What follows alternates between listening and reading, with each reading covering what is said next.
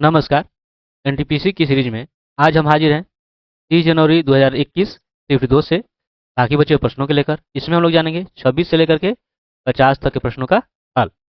पहला जो आपका क्वेश्चन है, किसी त्रिभुज की तीनों माध्यिकाओं की लंबाई जो है इतनी इतनी और इतनी है, तो त्रिभुज का क्षेत्रफल ज्ञात करें। तो देखिए यहाँ पर हम मानकर चलेंगे कि ए का मान आपका 3 है, बी का मान 6 है और सी का मान 5। तो आप अर्ध परिमाप निकाल लेंगे, है ना, एस निकाल लेंगे। तो ये आपका 3, 6 और 5 का योग बटाया आधा, यानी कि 3, 6, 9, 5, 14 का आधा यानी कि 7। ठीक है। अब इनका अंतर अगर आप करेंगे एस माइनस ए, एस माइनस बी और एस माइनस सी का, तो देखिए एस यानी 7 में से ए घटाइए 3 यानी कितना हो जाएगा 4, 7 में से 6 1 और 7 में से 5 ये आपका 2। तो देखिए माध्यिका दी हुई है, तो यहाँ पर जो है त्रिभुज का जो आपका क्षेत्रफल हो जाएगा, उसके लिए आपका सूत्र हो जाता है 4/3। ठीक है। कर्णी में एस इंटू एस माइनस ए, एस माइनस बी और एस माइनस सी। ठीक। तो 4/3 ये आपका हो जाएगा 7 और 7 में से आपका ए यानी कि 4 हो गया, ये आपका हो जाएगा 1, ये आपका हो गया 2। तो कितना हो जाएगा, तो देखिए ये 4 दूनी 8, 8 सते 6 पर। ठीक है। इसमें देखिए दिया है मान, ये आपका तीसरा है। ठीक है। यही आपका आंसर हो जाएगा। चलिए आगे बढ़ते हैं। दिया गया है अक्टूबर 2020 तक प्राप्त जानकारी के अनुसार कितने भारतीय राज्यों में द्विसदनीय विधानमंडल है। तो वो है 6। ठीक है। इसमें जो है ये आपका बिहार हो गया, उत्तर प्रदेश हो गया, ठीक है, आंध्र प्रदेश हो गया, तेलंगाना है, ठीक है, फिर आपका जो है कर्नाटक है और है महाराष्ट्र। ठीक। अगला है कि देखिए इतना बराबर इतना है तो इसका मान ज्ञात कीजिए। अब देखिए ए बराबर कीजिएगा तो ये जो है इधर इस पर आ जाएगा, ये कितना आ जाएगा 3, अर्थात इसका आपका घन कितना हो जाएगा 216। ठीक ना। अब इसका जो मान ज्ञात करना है इस वाले का, ए का स्क्वायर यानी कि 216 का स्क्वायर माइनस 36 गुणे 216। अब जो है 216 का स्क्वायर कीजिएगा तो इसका आप वर्ग कीजिएगा तो आपको आपको प्राप्त होगा 466, है ना, 5 6।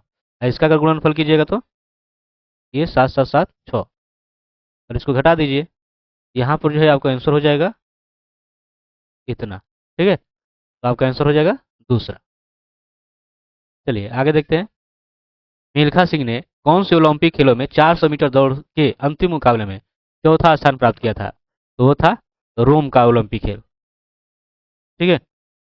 ये 1960 ईस्वी की बात है। ठीक ना।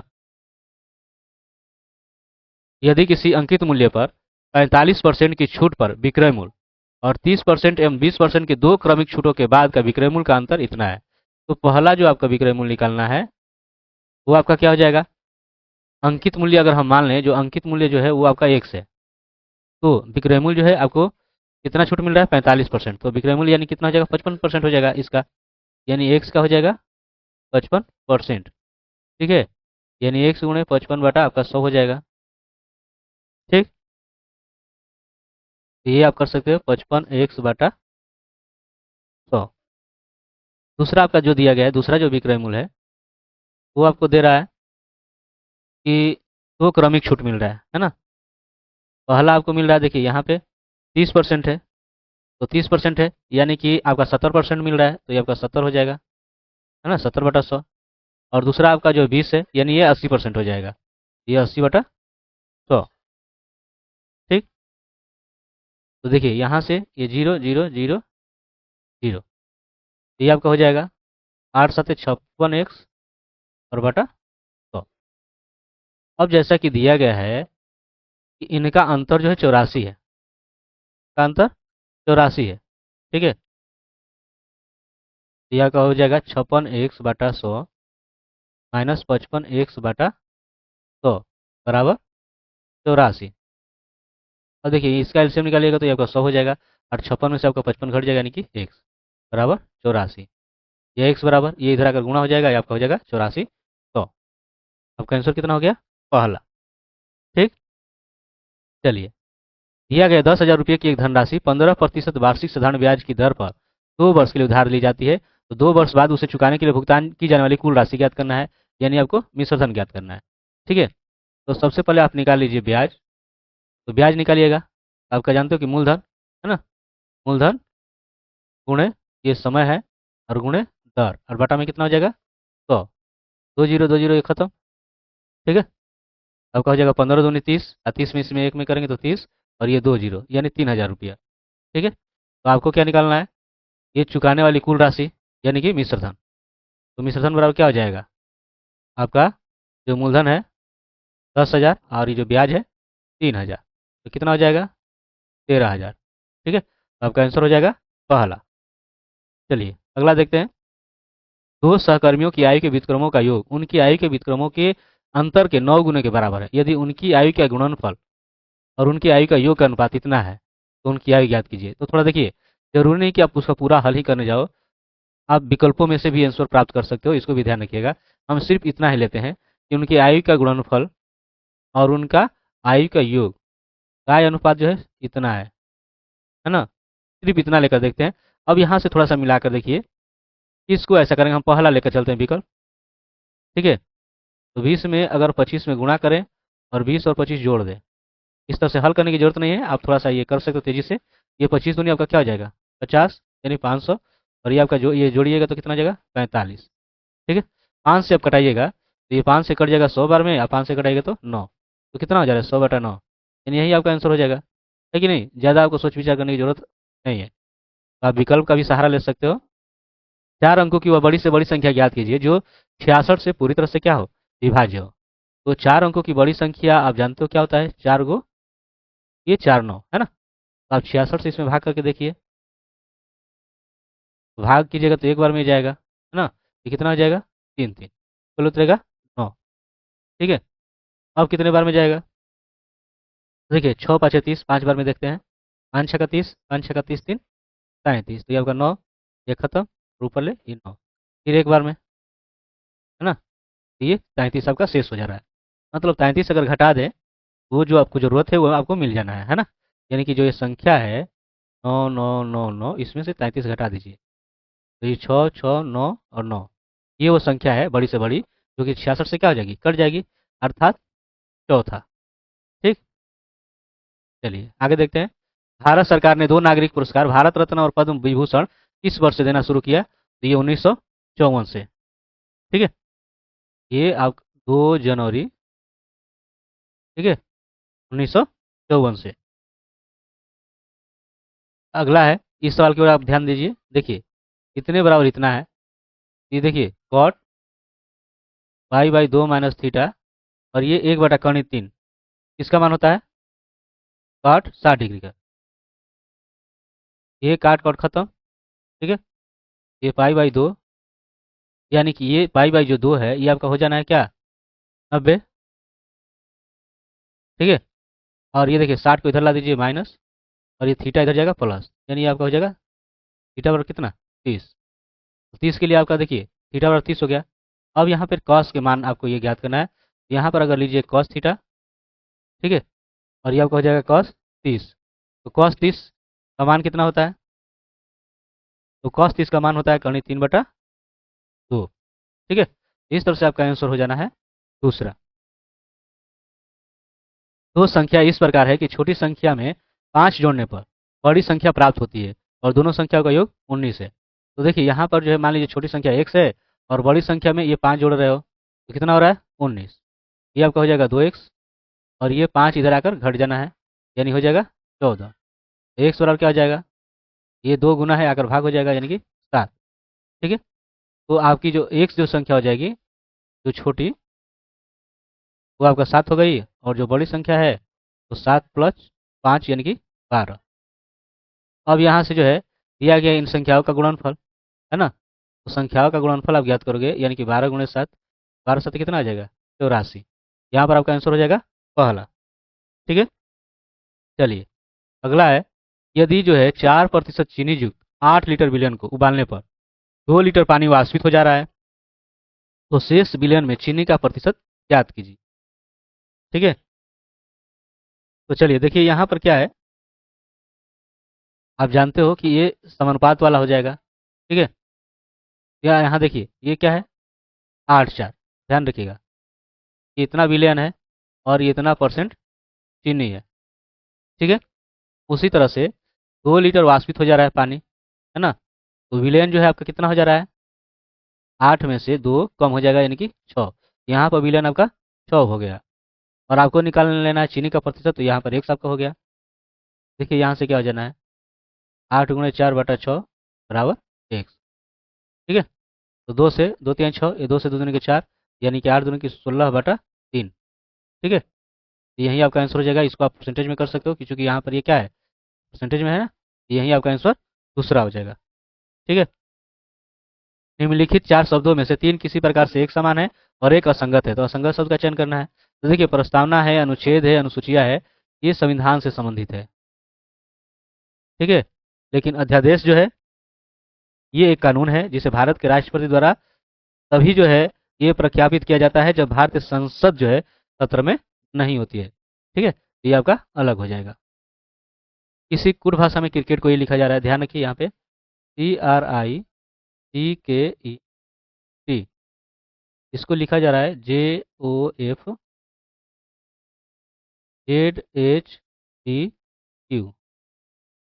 चलिए देखते हैं इसमें C से Z।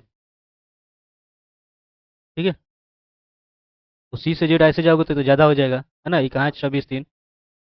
R से O, तो देखिए कहीं ना कहीं ये उलट है, ये आपका माइनस हो जाना है।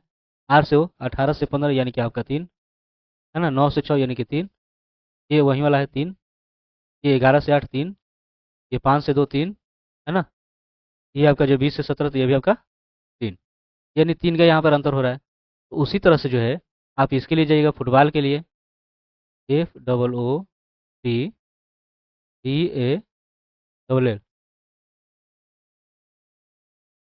देखिए सब में 3 3 का अंतर कर देना है।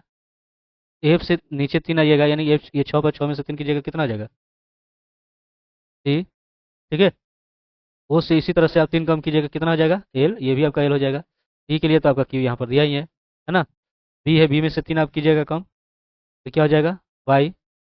यहाँ से 3 कम कीजिएगा तो ए से तो क्या हो जाएगा, यहाँ पर कहीं पर है नहीं है इसमें, यहाँ पर आपका एक्स हो जाएगा। ठीक है।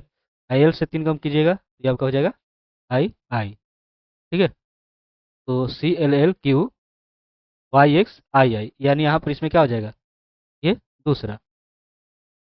अगला है दो संख्याओं का योग इतना है और उनका जो है एचसीएफ इतना है, तो ऐसी संख्याओं का संभव युग्म। तो देखिए यहाँ पर आप सबको जोड़ोगे तो 850 तो होगा ही होगा। ठीक है।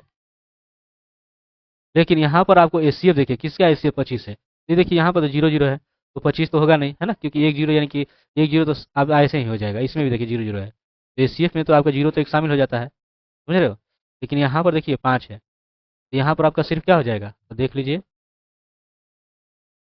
25 दो बार में, है ना, ये आपका 450। ये देखिए 5, 12 में 5 घटेगा 7। ठीक है। और ये एक बार में, ये 0, 12 में 7 घटेगा 5। ठीक है। ये आपका जो है 5 3 15। अब जो है 25 से 50 में कीजिए, 25 दूनी 50। इस तरह से आपका एचसीएफ देख रहे हो 25 है, यही आपका आंसर हो जाएगा। ठीक है ना। अनीता जो है 15% वार्षिक साधारण ब्याज की दर पर इतने का कर्ज ले रही है और 1 वर्ष की समाप्ति पर उसे ब्याज के रूप में कितना राशि देना होगा ये आपको बताना है। यहाँ पर आपको जो है ब्याज ही निकालना है, तो ब्याज बराबर क्या हो जाता है, मूलधन गुणे समय। समय कितना है, 1 वर्ष, है ना, और दर 15 और बाटा 100, ये 0 0 0 0, ये आपका हो जाएगा 15×5 = 75 और ये आपका, इस तरह से आपका आंसर कितना हो जा रहा है, चौथा। ठीक है। चलिए आगे देखते हैं। अगला है कि भाग का अर्थ जोड़ है ना, जोड़ का अर्थ घटाना है और गुणा का अर्थ विभाजन है, और ये माइनस का अर्थ गुणा है। तो निम्नलिखित में से कौन सा समीकरण सही नहीं होगा ये आपको बताना है, ये आपके लिए है। ठीक है। आप जो है इसे हल करके और इसका आंसर जो है कमेंट में बताइएगा, हमें आज जो है आप लोग कमेंट का इंतजार रहेगा। देखते हैं अगला सवाल। एक बैग में जो है 3000 रुपये हैं, जिसमें 50 रुपये, 100 रुपये और 10 रुपये मूल्य वर्ग के नोट है। और 100 रुपये, 50 रुपये और 10 रुपये के नोटों का अनुपात ये है, तो 50 रुपये मूल वर्ग के नोटों की संख्या ज्ञात करें।